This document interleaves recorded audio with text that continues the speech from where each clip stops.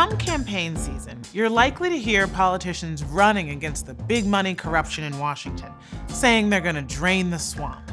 We have begun to drain the swamp of government corruption. And then nothing changes. But here are 3 things that you may not know. Big money, largely speaking, is white. Nearly 95% of campaign donors who give $5,000 or more to federal elections are white, whereas smaller donors are more representative of who Americans really are. This directly affects who gets elected. 90% of elected officials in America are white, even though people of color make up nearly 40% of the population. Fewer candidates of color run due to this fundraising barrier. And it's not just that donors and elected officials don't reflect America's diversity.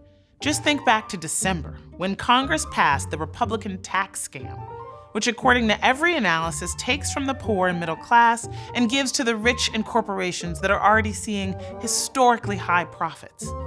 What was Congress thinking? Well, they were amazingly frank about it.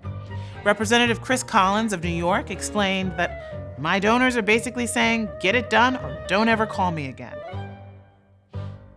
His donors, not his constituents. Who allowed this torrent of money to swamp our political system and drown out the voices of citizens? It was the Supreme Court. Over the past 4 decades, the court has knocked down common sense protections against the power of money in our politics. At Demos, we found that in the 2016 election, Supreme Court decisions were responsible for nearly half of all of the big money spent, more than $3 billion. And who determines what kind of judges sit on the Supreme Court? Why, the very senators who are financed by and often beholden to wealthy donors.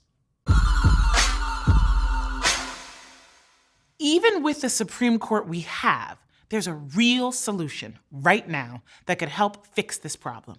We don't have to imagine what it would look like if candidates turned to their constituents for contributions rather than to big donors and corporations. In the laboratories of democracy across the country, people are showing that a different way is possible. In Connecticut, their state-level candidates first seek out small donations from the public. To do this, they have to actually meet and talk to the people that they hope to represent. Once candidates get a certain number of small donations, a public fund provides the rest. No more fundraising.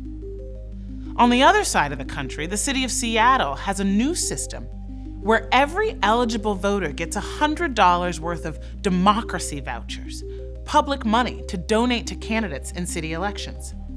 Candidates who accept these vouchers in turn agree not to accept any donations over $250.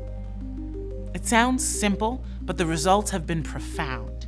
In both Connecticut and Seattle, legislators spent more time interacting with their constituents, and a more diverse set of people donated, ran for office, and won. Perhaps most important, with public financing of elections, Connecticut adopted policies that reflected the needs of the public, not wealthy donors. After public financing, the state passed mandatory paid sick days for workers, raised the minimum wage, and adopted in-state tuition for undocumented students.